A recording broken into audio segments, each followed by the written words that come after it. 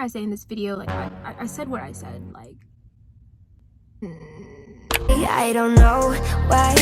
Hi guys, welcome back to my channel. I'm Summer, as in the season, as in the sun, and today's video, we gotta talk, okay? We gotta talk.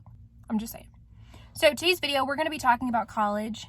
I feel like literally everyone always has so much to say about college. They talk about the positive of college, they talk about the negative of college, they talk about the hookup of college, and and all this stuff like that. But I want to talk about like the realest tea that you're gonna hear about college, okay? So everyone knows about college, everyone knows about universities, you know, like college has become one of those things that's automatically traditional, like normal for people of our generation after we graduate high school to go to college, right? And there's nothing necessarily wrong with that, except for the people that don't want to go to college after high school, you know, like, okay? But I think since it is a traditional thing, since it's so normalized, that a lot of people take college for granted and they do not realize that college truly is like an honor. It's something that not everyone can afford or everyone can do. It's just simply not in America. It's a completely normalized thing that college is going to be expensive. I just feel like an average person, like an average college student that isn't even in that maturity level yet, you don't really know what you're getting yourself into. To be more personal, my whole life I basically had it completely implanted in my head that college is expensive, and the only way for an average person to pay for college is through loans. Why is that person talking about so slow? For average income people, your only options really is loans or scholarships. So I already mentally accepted the fact that if I want to go to school, I would have to sign up for all these payments, all these loans, and all of this stuff. And I had just like mentally accepted the fact that that was just what I was going to do. That was like, let's truly talk about it, okay? Let's truly talk about expenses for college. All right, we're going to break it down, okay? I feel as though it's completely looked over that legit, even like public universities are over like $30,000 something, $25,000 something. To break this down, let me be very, very specific, all right? So in my state, there is one college that is considered the college of my state, if that makes any sense. It's the only college that has all these grad school programs. It's the only college that people, when they think of my state, that they actually look at as the college of like my state. That college is a public university which accepts over 67% of the students that apply. And no overreaction, it's about $30,000 to $35,000 a year to go there. Like, let's just do the math, okay? Let's just do the math. August, September, October, November, December. For 5 months, you're going to be paying over $15,000. We're really going to be realistic. If you stay there for 4 years, if this doesn't speak volume to you, let's just talk about the fact that an average person, like if you go out and you need a car, let's just say you just get a Honda or a Toyota or, you know, whatever. Let's say you want to get a 2017 or something, right? You're literally going to end up paying at least over like $23,000 to $30,000 something for a car, right? If you do not get a personalized loan and you pay the car dealership, you will be paying for about 2 to 5 years to pay off a car, plus interest. If it takes that much money and that much time to pay off a car that gets you like anywhere you need to go, how are you supposed to be able to afford college, like in itself? A $25,000 to $30,000 college a year, when it already takes someone, an average person, yet again, these people that's live in these up in incomes, like, God bless you truly, but an average person, if you can't afford to buy a car every year, then you can't afford to like go to college every year if it's that much. You know what I'm saying? Like literally there's no other options besides scholarships and loans. Now I do understand some people do have the opportunity to get like a full-time scholarship. And again, I'm speaking on average students as well. Average incomes, average students, even basic public universities cost that much. And I just think that is a little bit. Then there's FAFSA. All right. And for those of you that do not know about FAFSA, me and FAFSA aren't really friends. I actually used to work at a financial aid office and admission center for my school as a work study, where I was allowed to meet so many people that had worked at multiple different colleges that were in these positions. And If your parents are legally married, it doesn't matter if they're separated. It doesn't matter if they have not talked to you in years. It doesn't matter if you are a college student literally living on your entire own and your parents are the last person that's going to speak to you.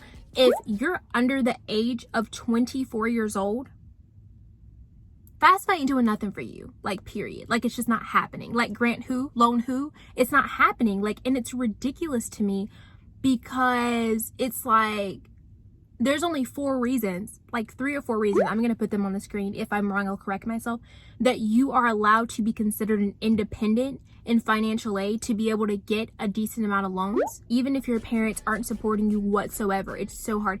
You literally would have to call your school financial aid or contact FAFSA, and it takes them forever to even think about approving it. By the way, they can not approve it, even if you have proof that you literally support just yourself. Hear me out. All public universities should be free.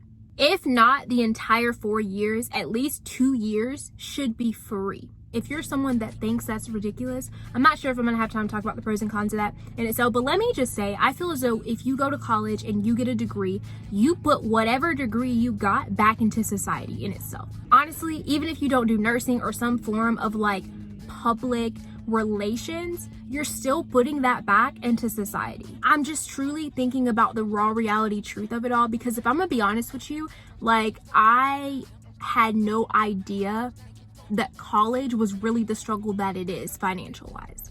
I am so ambitious and motivated of a person that it really doesn't matter like how long I have to save or what I have to save. Like, I know what I want to do in life, and what I want to do in life requires for me to get a degree.